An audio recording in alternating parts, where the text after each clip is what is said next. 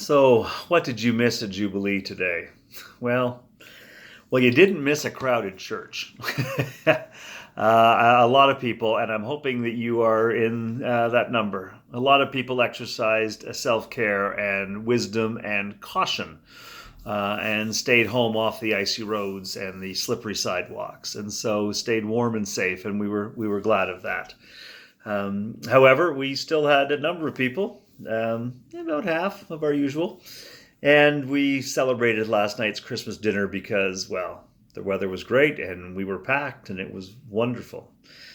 And we celebrated the things that we do in December, the things of Advent, the things that get us ready for Christmas, like collecting diapers for the Massey Center, or collecting hats and scarves and mittens and gloves and all the warm stuff we can for the folks at the Out of the Cold program.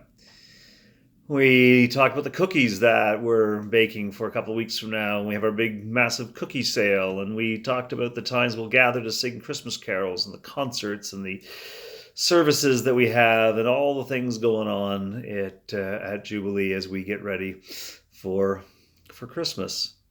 And then we started to get ready for Christmas. We celebrated the first Sunday of Advent, and I mentioned that a lot of the congregation weren't here today, but the choir, I think all of them were here because they love the anthem, and so they helped bring us into this time, this Advent season, with beautiful music.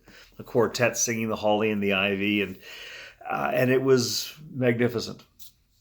And we talked about hope in darkness. Our theme throughout Advent is hope. Every Sunday it's hope. Today was hope in the darkness, recognizing that our community has experienced a number of deaths that have touched us and made us a grieving community in the last month.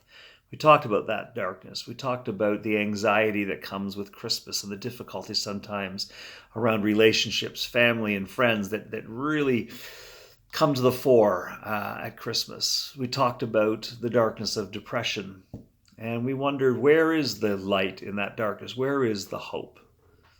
And we shared some thoughts. We talked about presence, God's presence, our presence in the darkness, whether we're sitting with someone who is grieving, or we're sharing our own vulnerability, or we meet with somebody who is depressed and we don't try to fix them, we just make them tea. We talked about the various ways that we experience light in the darkness. And of course, the grand story of our faith, that baby born in a manger in Bethlehem so long ago, that light in the darkness. We talked about that. And as we do every year as we begin Advent, we hear from a great prophet. We heard from Isaiah, who promised a time when God would bring peace and good judgment, wisdom, would be the arbitrator between warring nations, would bring peace and such a glorious vision.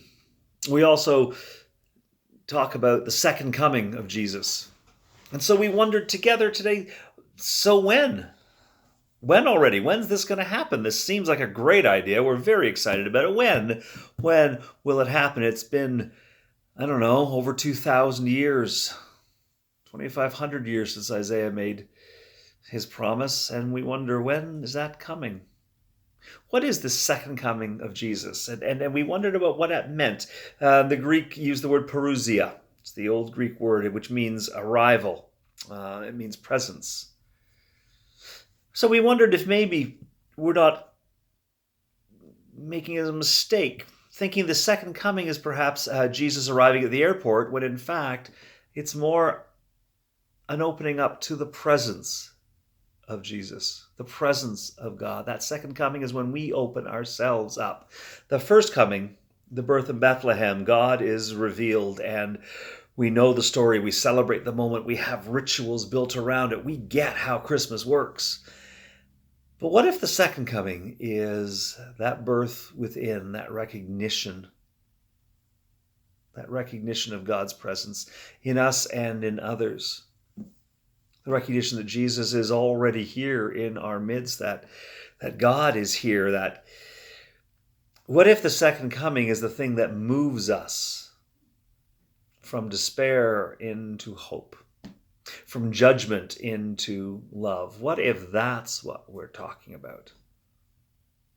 That's what we wondered today at Jubilee as we listened to the scripture, as we listened to the music, as we came to the table. We began Advent with communion. We came to the table, a table that shows us such hospitality that we might in fact move from real despair into real hope. And that we might move from judgment, it's so easy to judge, into loving.